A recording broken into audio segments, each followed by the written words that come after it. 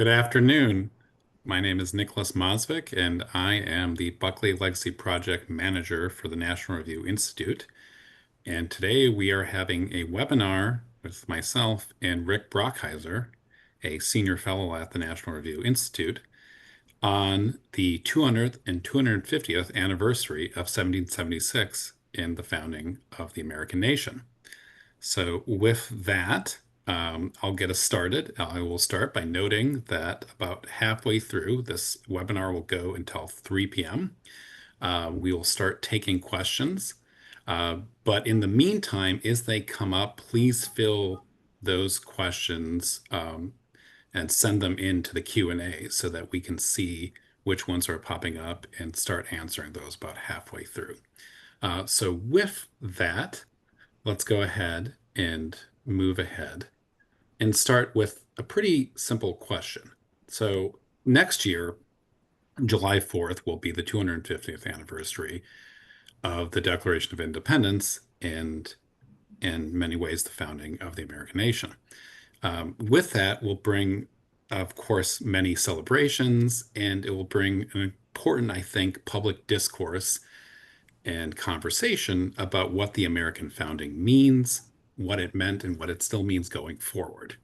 So I think that means we have to start with that really simple overall question that I shouldn't say simple, I should say simple in the sense that it's a pretty straightforward question, but a complex one, which is what is the American Revolution? And what is the best starting place for us to think about what it is that we are exactly intending to conserve and celebrate next July? So, Rick, do you want to start with that? Oh, okay. Yeah. Right, there it is sitting on the table. Well, look, the simple answers are sometimes the best. The revolution was produced by a war. The firing begins in April 1775 at Lexington and Concord, and the peace is not signed until 1783. And the American troops all finally go home, including their commander in chief, in December of 1783. So that is the Revolutionary War. The death toll was 1% of the American population. In addition to the casualties in battle, there were deaths in camp from diseases. The revolution occurred during a continent wide smallpox epidemic. Washington was able to limit it and the troops he commanded directly by inoculation, but irregulars and units not under his command suffered horribly. And then there were also the casualties of people who died as prisoners of the enemy. The worst probably being in the East River, opposite New York City, the prison ships. They were finding skeletons decades later on the Brooklyn shore. So it was a long war. It was our longest war until Vietnam. It was longer than the Civil War and World War II put together, our part of World War II, 8.5 years. And it changed the government of this chunk of North America. It went from being a collection of colonies responsible to the British Crown to being a self-ruled republic. And okay, self-ruled. How? What are the details? This took ironing out. There was a first constitution, if you will, the Articles of Confederation, that was finally ratified in 1781, and basically put in paper what was already being done. And then the problems ensued. There were accomplishments, major ones, under that form, but there were also problems. And so there was a new constitution written in 1787, ratified 1788, and goes into operation 1789. So that's a kind of a purely political follow on to this Revolutionary War. But yeah, I think we should think of it as a war, as a revolution. That's what mobilized people. That's what caused people to lose their lives. That's what people. That's how people were sacrificing themselves, or not, or just trying to stay out of it. Yeah, I think that raises several really important questions that are worth going over in this hour.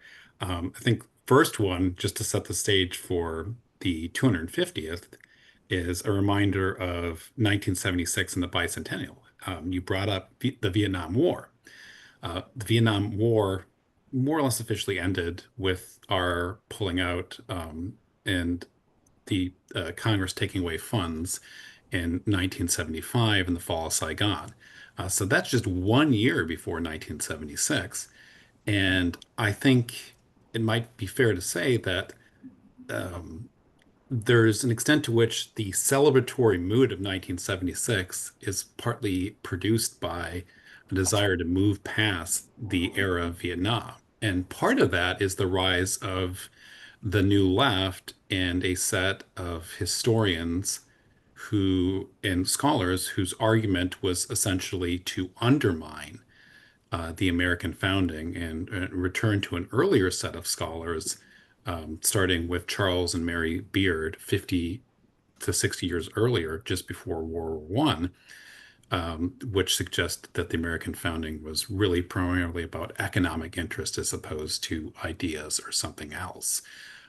So I think there's two parts there, right? There's this kind of era of unrest in 1976 actually being this opportunity for celebration, but there was a lot of anxiety among American conservatives because of this set of scholarship and ideas that seemed to be pretty powerful, that were both undermining the American founding and also making this argument that essentially the Declaration and the Constitution didn't work in operation with each other, but instead were sort of documents that rubbed against each other in the sense that the Declaration was viewed by them as this radical document that was completely unfulfilled because America hadn't become the progressive nation it was supposed to be, and the Constitution being the conservative document that aimed to. The reaction. Yes, exactly. Thermidor. Exactly. Thermidor. Yes, Yeah. Well, exactly.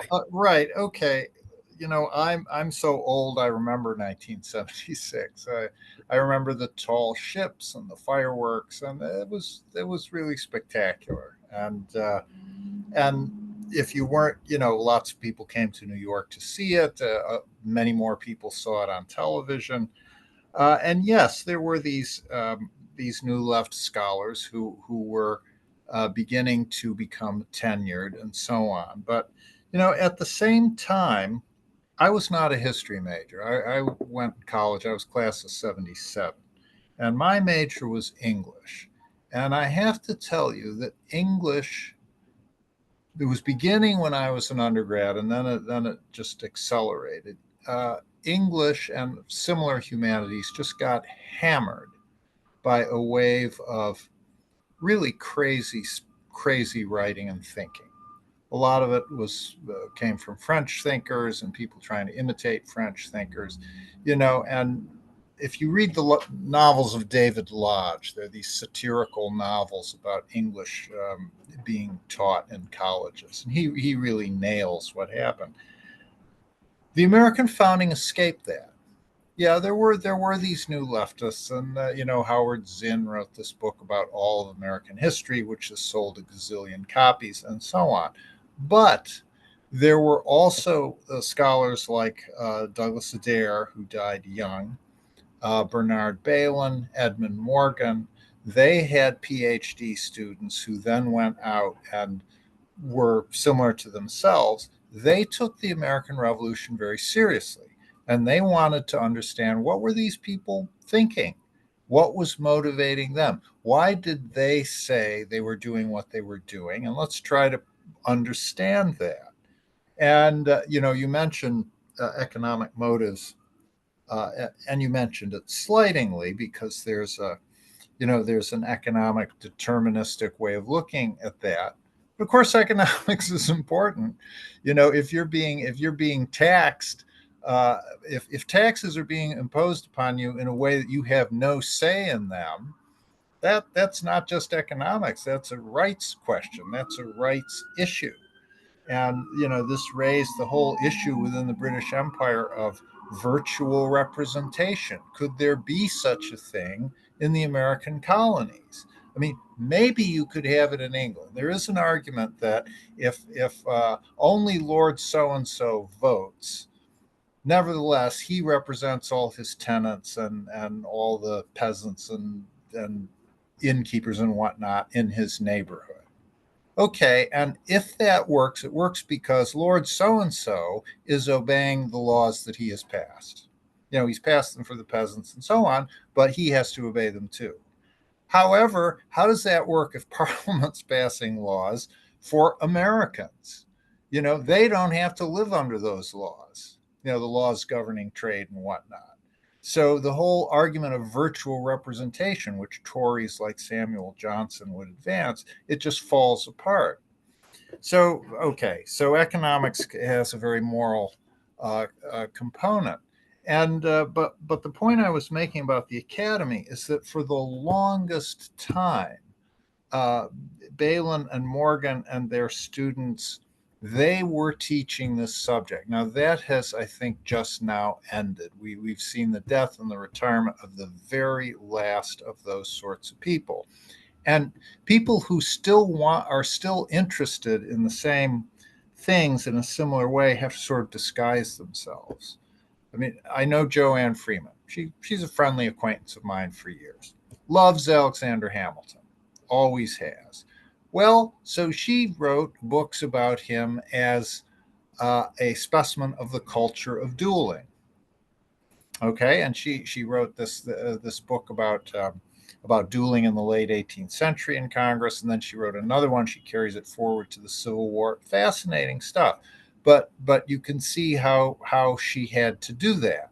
You know, she couldn't just write a book about Alexander Hamilton. She had to do it in this sort of other cultural way. I'm not saying that that is unimportant, not at all, but that's a sign of the wind changing.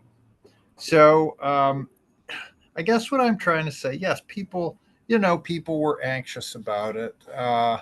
You know, you should always be anxious because there are always bad guys out there trying to do bad stuff. But I'm pretty optimistic. I think 1976 was mostly celebratory. I think intellectually it was well explained and well studied.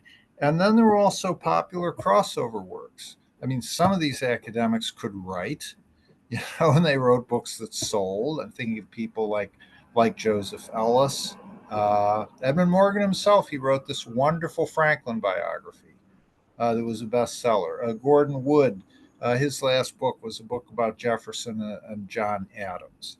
And then there were people who weren't academics like David McCullough, you know, and then Ron Chernow. I mean, these biographers who had huge hits with their biographies of founding figures. So, and maybe they sell because people weren't getting it in college and they want to get it at Barnes and Noble instead. But fine, I'll take that.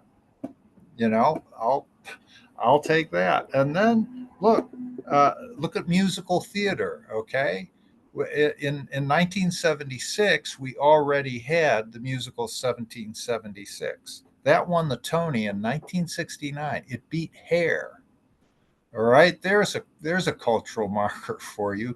This musical about passing the Declaration of Independence beat The Age of Aquarius in 1969 for the Tony. And then we just had a few years ago, we had Hamilton, an American musical, which conquered the world. I mean, I saw it before it went to Broadway. I saw it at the Public Theater, and then it just went on to, you know, what, it got 11 Tonys, and you know, it's just like this unstoppable machine. And I noticed, you know, the left kind of carped at it, and well, you know, it's too accepting of the story and blah blah blah. But you know, that's also envy because none of those guys had a Broadway show. So I tend to be hopeful. Hmm. I appreciate that. That's great. It's a great answer, and I think it again raised a number of important questions that I think I would like to go over. I'll note one thing, which is that book by Joanne Freeman, by the way. That's Affairs of Honor, if anyone wants to look at it. It is a very interesting book on the culture of dueling. Um, and I When think Dick when Dick Cheney shot that guy, Vice President Cheney shot I that think guy. that book came That out was right an after. accident. That was an accident, and the man lived. When Yes, Vice President Aaron Burr shot that guy, Alexander Hamilton, that was deliberate, and he died. And he yes, wasn't the only signer of the Constitution who was killed in a duel. There was another one, Richard Speight from North Carolina. So, when you shake your head over politics, it can be even worse. yes, yes. Well, and I think it brings up a question too of whether or not 50 years later we're in actually a worse environment in terms of the possibility of celebration, because a book like that has to be written that way precisely because academics in the last 50 years have moved towards what's called social history and cultural history. And therefore, there's a particular language for the culture of dueling. It's a form of masculinity and not a positive form of masculinity that therefore men like Alexander Hamilton are forced to partake in. And therefore, it's a tragedy, but from a particular lens. And that's the only way to get at Hamilton because you don't want to embrace the revolution fully or his ideas, which I think is unfortunate. I agree with that. You also brought up Bernard Bailyn and Edmund Morgan and what's called by some the neo-Whig school of thought. And the reason why this particular set of scholarship is called that is essentially that Bailyn and others, um, as you said, took very seriously the ideas and principles of these leading thinkers of the American Revolution. And they were looking at the set of influences that were very important to them, in particular the English Whigs and the thinking of the Whigs. Among them, the country Whigs, um, the Cato's letters from 1720, for instance. So Balin has this book. Country meaning they were on the outside. Yes, All the bad exactly. Right. guys were in London around the Yes. court. They were the virtuous people. They were in the country. Yes, exactly. This is a Exactly. very familiar argument. Yeah, the dynamics of Tory Whig starting in 1679 are fundamentally shaped politics, I suppose, for a number of centuries. We're still living with essentially the city and country party to some degree. But Balin and the ideological origins of the American Revolution um, took a look at basically pamphlets from the 1760s. Up to 1775, 76, and the ideas that they were wrestling with, most notably John Dickinson's letters from an American farmer. And you mentioned some of the key issues, one of them being the idea of representation. What is it? What does it mean to be represented? What sort of representation is acceptable under the idea of a free nation or a free country? And with it, what sort of powers did Parliament properly have over the American colonies, which was a constitutional question?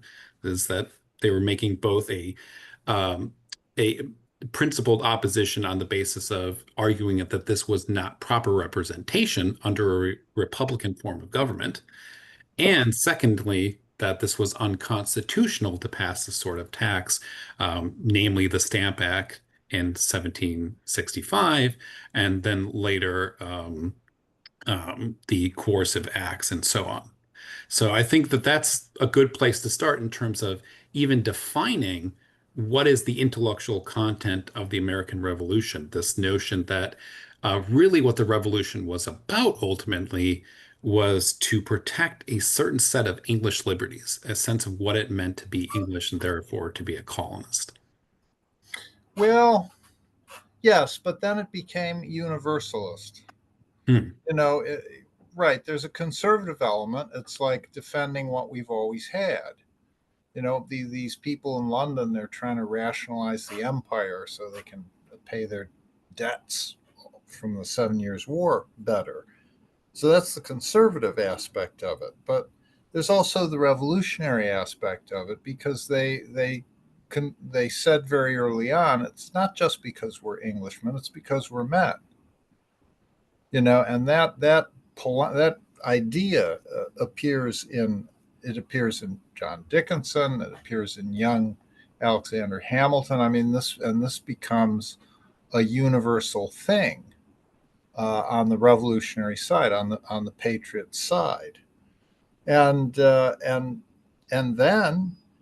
you have the hope of of many of these men. I've just finished a book on Lafayette, the great French volunteer who came over here when he was 19 years old, and he hoped that the principles of the American Revolution would pervade the world, and in the first instance his own country, but he was also very aware of other struggles in Europe and in Latin America in his lifetime.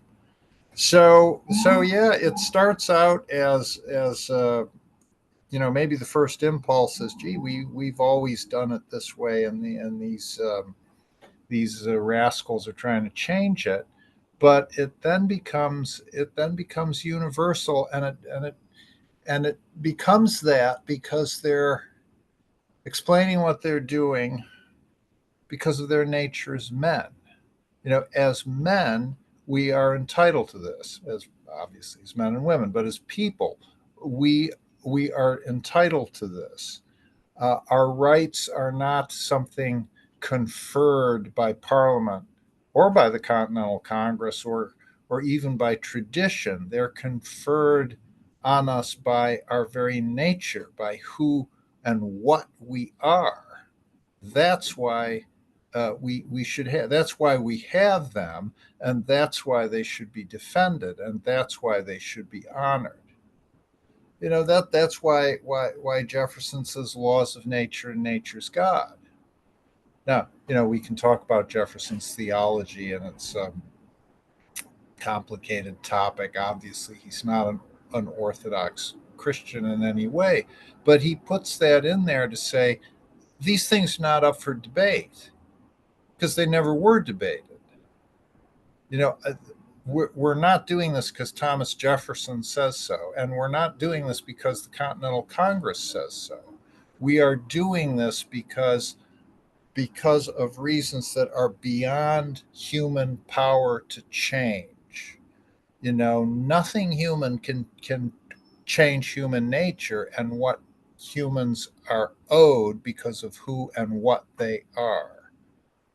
So we start with that, and then because of that, we say that George III and Parliament have been doing very bad things. Mhm. And therefore, that's why we've been fighting for over a year. And as it turned out, that's why the fight would go on for 7 more years. Mm.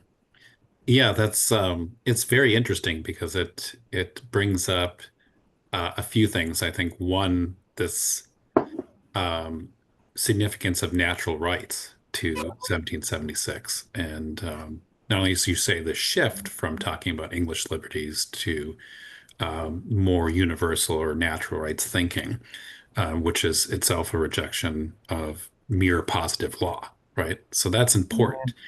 I think you also raised sort of this, maybe not a paradox, but complications of how we imagine and understand the American Revolution, that it has conservative and radical elements to it, that it can't really be merely reduced to an intellectual exercise or abstraction, that it's also a physical and social and cultural revolution.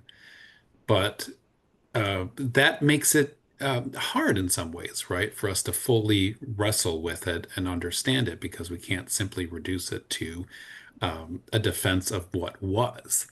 But so, having said that, I think it brings up an important question, which is why, therefore, is it conservative for us to try to aim to defend the principles of the American Revolution? That is, I think, in some capacity, what makes it conservative? And I think that itself also raises a set of questions or considerations about how American conservatives in the past have wrestled over this question because there has, for I think it's fair to say, for a very long time, been very important conflicts on the American right among American conservatives as to how to think about 1776. There have been scholars who I think have forthright argued that it absolutely was a conservative moment because primarily they were um, defending what was and the existing tradition. But there's also been figures like Harry Jaffa who have said that, look, the principle of equality, the shift to natural rights, is itself the important thing that we should be focusing on. So I'm throwing a lot at you there, but how is it we should wrestle with that? Because it is a rather, I think, fair to say, complex question. Well, if conservatives are conserving,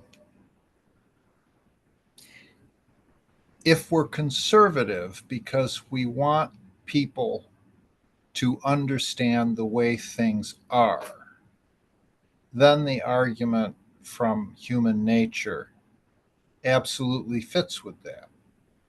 You're a conservative who will defend the principles of this revolution because that revolution understood the way things are, the way what understood what people are, what men are, and what consequences flow from that. That would be Mm. my short answer. Mm.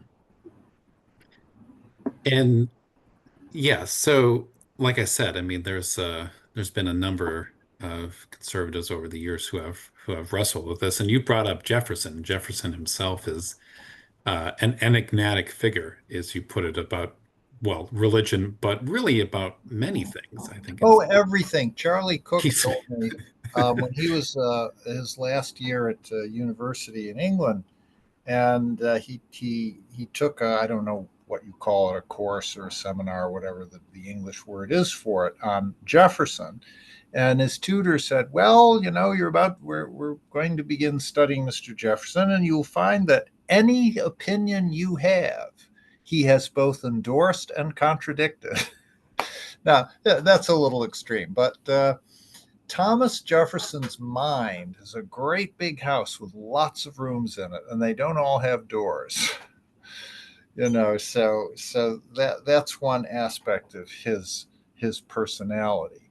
But I think you could say that the two things that were most important to him politically through all his life were the notion that people had rights and that the people were mostly right in their political decisions. Now, that that doesn't necessarily follow. I mean, sometimes people can be very wrong, and if you press Jefferson, he would admit that. He'd say, "Oh yeah, those Federalists, they had a few good innings there," uh, but but he really wedded himself to those two ideas.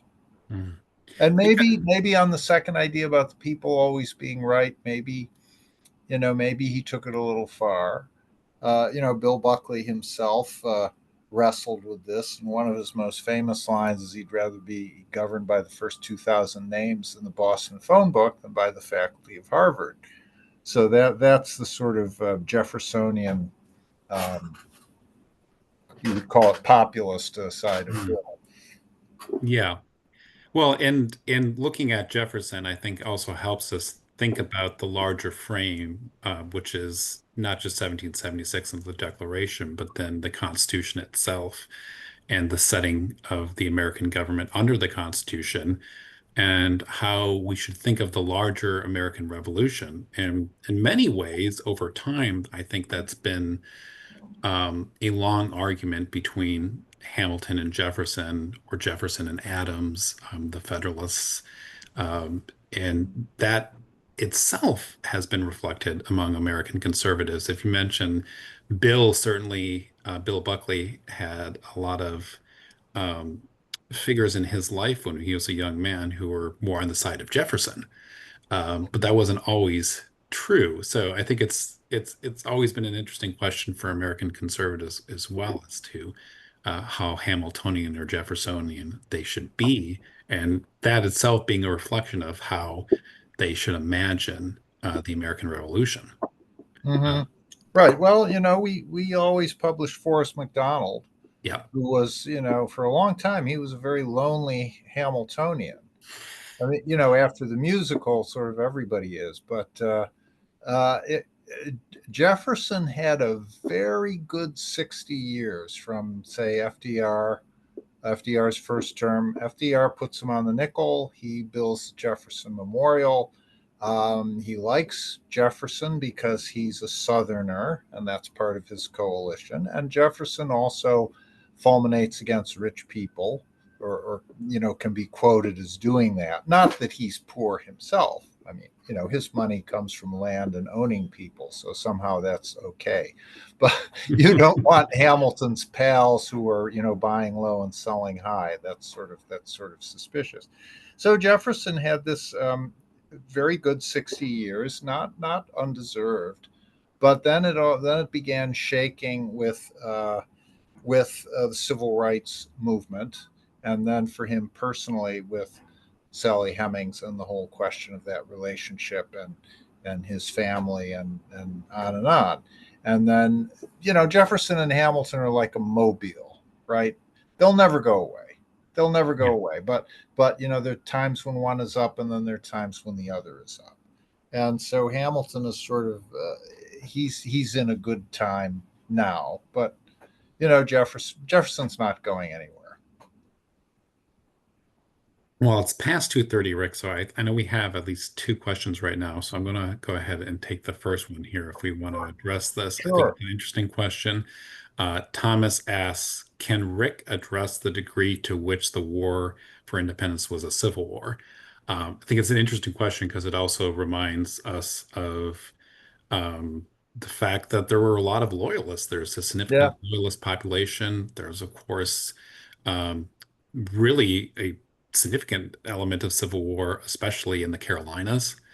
Hmm. So that I think that is a an important question. It also helps us wrestle with is Gordon Wood does when he says the American Revolution can't really just be reduced to Whigs. There's also Tory elements to it.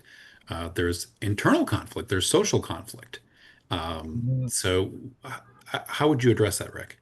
Well, the line everybody quotes is John Adams saying that a third were for it, a third were against, and a third were indifferent. Now, he didn't take a poll. He was just pulling that out of his hat. But he was talking about a reality.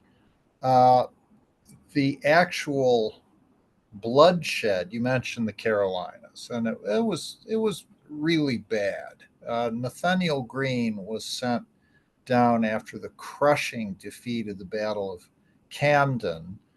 George Washington sent him down as his best number two to try and retrieve the situation. In their letters, Greene writes back to his wife, he's just appalled at what's going on, what the irregulars on both sides are doing to each other and to civilians who are on the wrong side. I mean, it was bad. It was also bad in upstate New York. Um, Westchester County was kind of a no man's land, and there were patriot gangs and there were loyalist gangs. I know one of them was called the Cowboys. I forget if those were the patriots or the loyalists. But the people who arrested Major Andre, the man who was Benedict Arnold's handler, they were they were probably just thuggish people, and then they realized, oh, wait a second, he's got like a map of West Point in his boot. Let's be patriots and hand this over. And then they became heroes, and Congress gave them gold medals and all this stuff. But upstate New York was pretty wild and woolly. And one thing that the revolution did do to a degree afterwards was to try and accommodate as much as possible loyalists who stayed. And not all loyalists did stay. They went to what became Canada, they went to Bermuda, some of them went to England, Bahamas. But there were people who stayed. A lot of them in New York City became Alexander Hamilton's clients, because he's a lawyer post war. That's his career. And, there's some famous cases he had where he defended some of these people who he thought were being unfairly expropriated, and he sort of won a number of these cases. So it wasn't like there were roundups and executions. I mean, some people were very badly treated. Quakers in Pennsylvania, the more earnest, more pacifist Quakers, they were expelled from Philadelphia. They were sent off to Western Virginia, and some of those people died. I mean, they were just very badly treated. So there was stuff like that went on, but I think one reason among the reasons that the Patriot side won, I think it is true that the irregulars who supported the British side behaved worse than the irregulars on the American side. Mm. The Mel Gibson's movie showed like the British Army committing atrocities. I don't Yes. think that happened very much, but certainly irregulars did, and that turned people. You know that Mm. just that just turned people. These loyalist marauders and bullies and whatnot, and that pushed some people off the fence onto the Patriot side. Mm. Yeah, the Patriot is usually flogged for its lack of historical accuracy, but it does at least do the service of pointing out the brutal internal warfare in the Carolinas during the Revolution, and Yeah. really its significance to the end of the war, which is Mhm. the wins in 1781. You mentioned Nathaniel Greene were incredibly important to the lead up to Yorktown.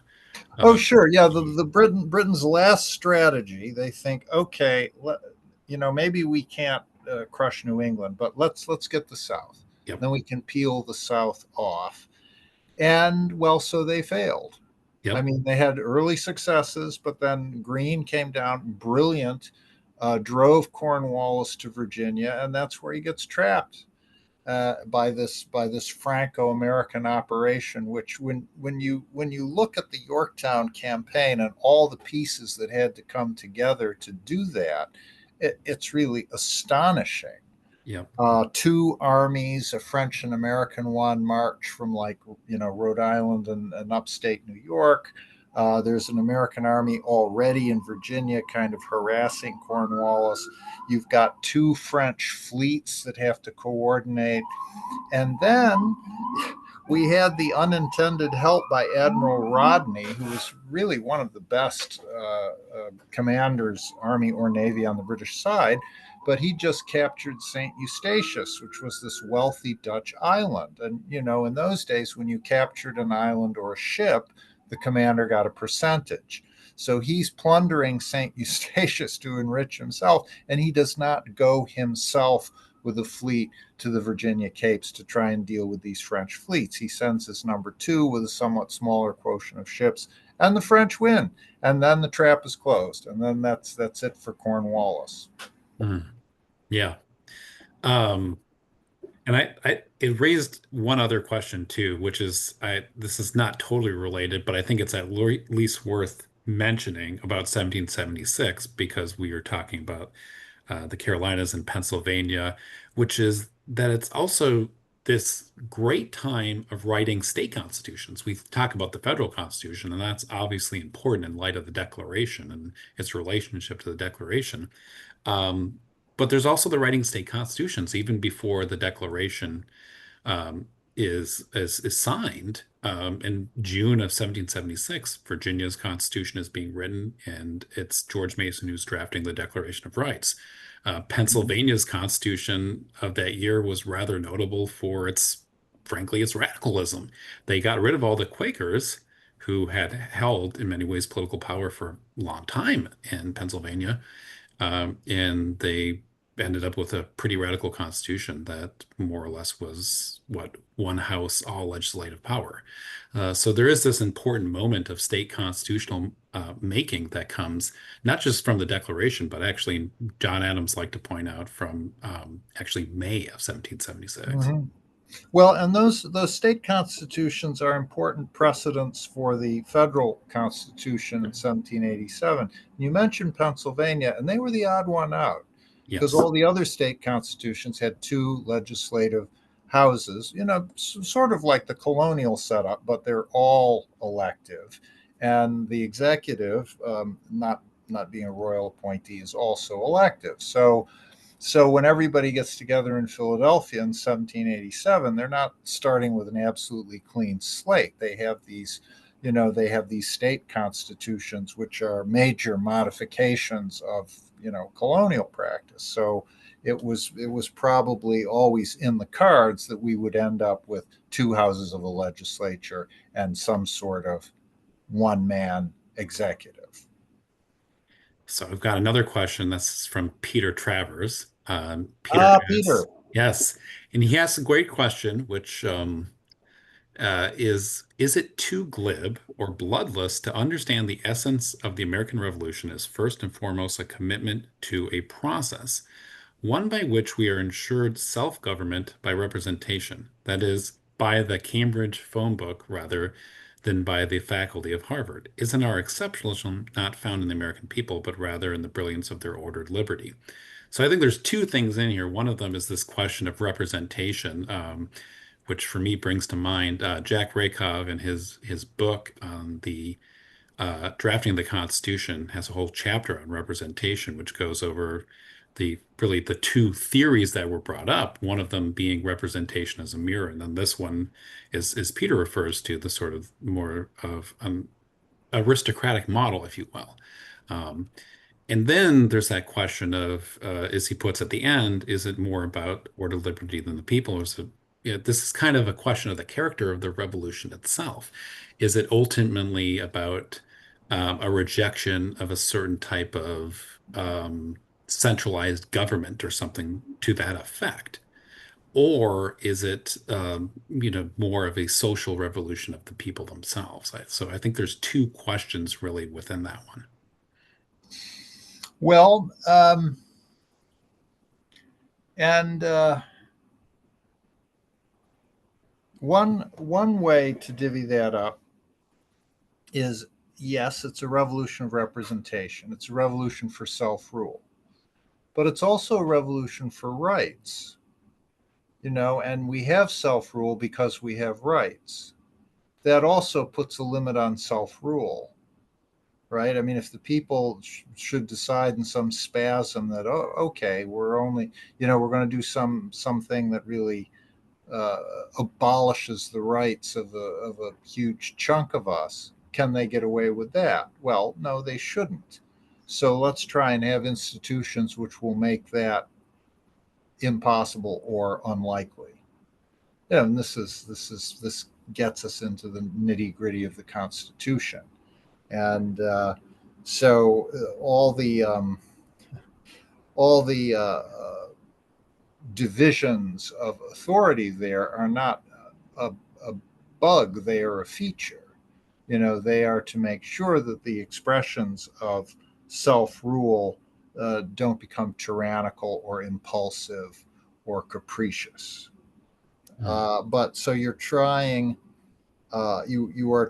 to achieve both. Now you made like another way of slicing this. You were saying there's also a social revolution going on, and that's certainly true. Because one thing that we did uh, very early on, we abolished ranks and orders. I mean, except for slavery, which is a big Yeah. Yeah. big exception. But you look at the painting of the Declaration of Independence by my guy John Trumbull, and there they all are sitting there, all these men in the Continental Congress. They're all dressed the same, pretty much the same. And you've got like the richest men in America there. You've got Robert Morris, he's there. You got Charles Carroll, he's there. And then you have people who were, just sort of prosperous. I mean, Josiah Bartlett is a farmer and a doctor from New Hampshire, but they have the same tailor, and nobody's wearing ermines, and nobody's wearing coronets or diadems or jewels or anything. There's no nobility there. That goes. Mm. I mean, there are some charming little exceptions. There was an American general who claimed a Scottish earldom. And, all a court in Scotland had agreed. The House of Lords had not agreed with this, but he's referred to as Lord Stirling over and over again by George Washington and Hamilton. Everybody who writes about him, oh, he's Lord Stirling. Well, okay, we did do that, but we had no lords of our own. Mm. And in fact, we said we will never have lords of our own. We're not going to do this. So there's a kind of a unitary understanding of who and what citizens are from the very beginning. And Mm. then the whole thing of slavery. Well, what about these people we hold in bondage? Should we ever have that? What will we do with them if they were no longer enslaved? I mean, all those many, many questions. But for the free white people, they're all supposed to be the same. And so you're not going to get, Americans are not going to write like trollop novels where people are like sweating, oh, who's a gentleman, and this, and all this kind of English social stuff, which Americans love to read about, but fine, that's in another country. We're not doing it here. Mm. We have Yeah. rock stars instead. That's what we. Well, I think that would go to John Adams' observation, which I would just summarize instead. I won't remember the quote, but I know that Adams more or less observed that there would always be a natural aristocracy, so that if we didn't have kings, then I suppose we have rock stars. Um, but there's an interested relating question. I think well, maybe two things, and which is one is it goes to the degree to which we already had an American culture that was separate from England, that could reach back as far as the Mayflower Compact. So I think it's interesting, one, to think about the existing American culture. The other is that if it was a social revolution, and you describe, for instance, the lack of nobility and titles, which is in the Constitution, by the way, right? Mhm. So we have it in there. Um, The federal government can't do it, and states can't do it. yeah, right. What do you think of Which is notable. Which is that? Yep. notable. Especially given that those original states were still more or less chartering their political power from the grant of the king. So it is interesting to have that. Gordon Wood then writes in Radicalism of the American Revolution about the degree to which this uh, rejection of nobility and aristocracy really takes on a life of its own. And that if the Constitution is an attempt to sort of um, be a counter-revolution against excessive radicalism out of 1776, it fails in that America eventually tries to be more egalitarian, and that this destruction of hierarchy affects all other things from religion and the churches to, you said rock stars, but Tocqueville really talks about things like art generally, right? The sort of writers and musicians and so on that we have, the kind of art we actually produce, Mhm. is a reflection of this particular democratic culture that results from this destruction of hierarchy. I don't know if you want to say anything about that, but I think that. Well, no, it's important. It takes a while, I think, for the arts to catch up. Mm. The arts are kind of a lagging indicator, but they do. And I mentioned I just finished this book on Lafayette's return to America. He comes back at, we're talking about the 200th and the 250th, but he comes back for the Yep. 50th. Yep. And one of the many, many, many speeches that he's subjected to is by Edward Everett in in Cambridge, and Everett talks about what kind of arts will America have? And he says, America's a new thing. There were in earlier times there were free small states and there were large despotic states, but now it looks like America is going to be a free large state, which, says Everett, that's a new thing. So we will have some sort of new art now. And he doesn't say what it's going to be. He admits, I don't know what it's going to be, but we'll have it. And one of his students was Emerson, Mm, who would help in this process. There was also James Fenimore Cooper, who Lafayette would meet and befriend. He's already starting to write his leather stocking tales, mm, which are, the hero is this guy out on the frontier with his rifle, mm. and he's all the Western gunslingers and detectives and everything. They all come from this guy. So it's already starting. And then you can, look at music and so on. And it's this great sort of a churn in America, often from below, Mm. often outside of academies of the arts, although they come to exist and they do play a Yeah. role. But yeah, it's these notions of equality they're restless, Mm, and you could say they're aggressive, um, and they have reached certainly into the arts. mm. Yeah, it's observation Balin, and then later I think Harry Watson would make in his book on the Age of Jackson, which is that the American nation was always defined by this sort of uh, tension or paradoxical relationship between liberty and power. Uh, Hmm. and that might be a way of imagining that culture as it emerges. Um, I think it also reminds us that Americans both celebrating and fighting over the meaning of the revolution happened very early on. I think it's fair to say it was already the case in the 1790s. But certainly 50 years later, once that revolutionary generation was passing, it's a nice reminder that both Adams and Jefferson died on the 50th Yeah. anniversary of the Declaration of Independence, which is, I think, a rather providential uh, occurrence. But Hmm. it meant that for that next generation of Americans, then they were wrestling with what does 1776 mean Hmm. and how do we think of it carrying forward? I think Hmm. I would call that the theme of Abraham Lincoln's first major address, the Lyceum Address, is really asking the question of, with all the founding fathers past, I think at this point, Madison had Hmm. really recently died. Um, Yeah. What what do does we it do mean to now? drift? Yeah, exactly. What do we What do do now? we do now? No, and I think he was very mindful of this, and he really, up until the Civil War, there's hardly a speech which doesn't It's refer to this. it's the And silent artillery at time. Is that the phrase? yes, Yeah, yes, from the Lyceum yeah, address, have gotten rid of all those vets. And he's saying that his great rival Stephen Douglas has an understanding of this, but it's wrong. yes. But here's my understanding of this, which I believe is what they also thought.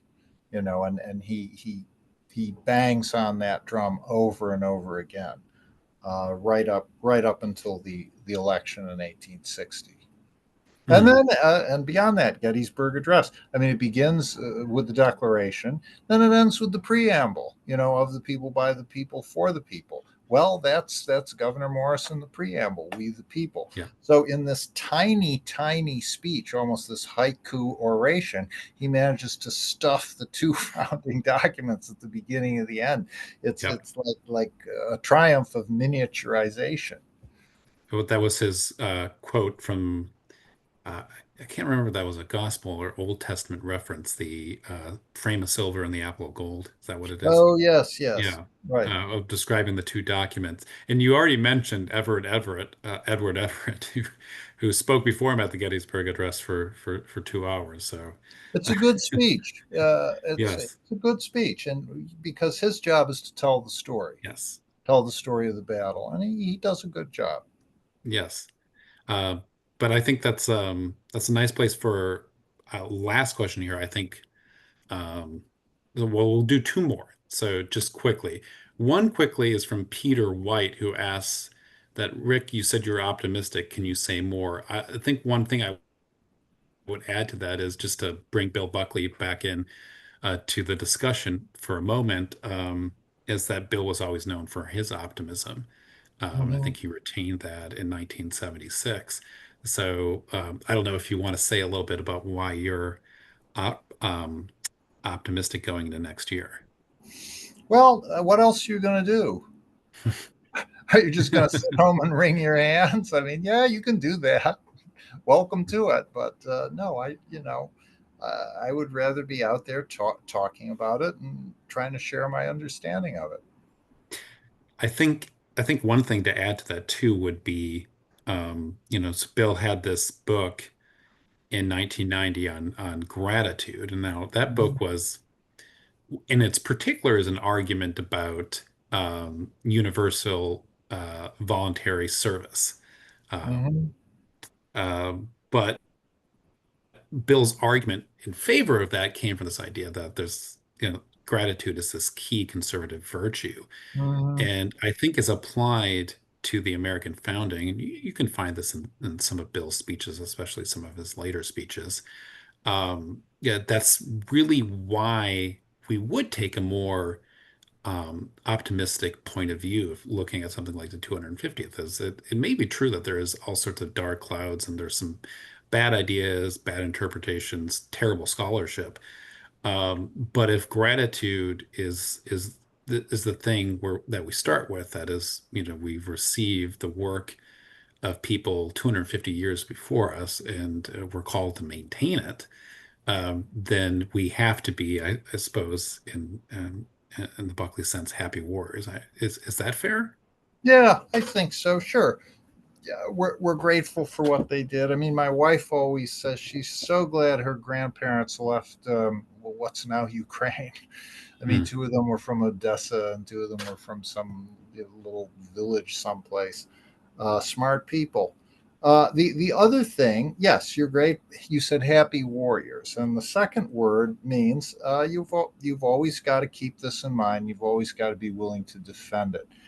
Calvin Coolidge at the 150th gave an important speech about the principles of the Declaration, and he said a lot of very sensible stuff there. The one word in it that I've never liked, he said it's very restful. Now, what he meant by that is when you figure something out that's eternally true, there it is. You're not going to keep tinkering with it. But I don't like restful because, of course, nothing ever rests. And people come up and they don't know things. They have to be taught things. Bad ideas come up. New challenges come up. There's always churn and there's always stuff to deal with, and you always have to be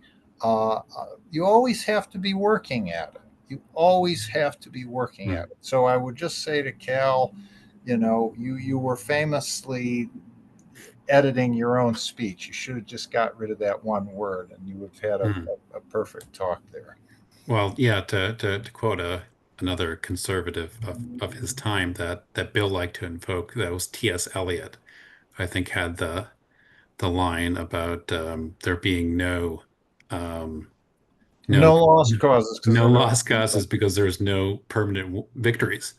right. And in this case, I think as we mentioned in the course of our discussion, the arguments over the meaning of the founding literally started during the end of the Mm-hmm. Revolution. So as you put it, Hamilton versus Jefferson will always be with us because we have to continue to make these arguments. And I think properly understand exactly what the American founding means, and that's the best way for us to go forward to next year. So with that, I think we are at 3 p.m., so we are at the close. So Rick, I'd like to thank you for spending this hour with me. I think this was a lot of fun, and we touched on a lot of, I think, really important points in terms of thinking about the American Revolution. So I really appreciate your time. And thank you, everyone in the audience, for coming and listening. Okay, thank you, Nicholas. And with that, goodbye.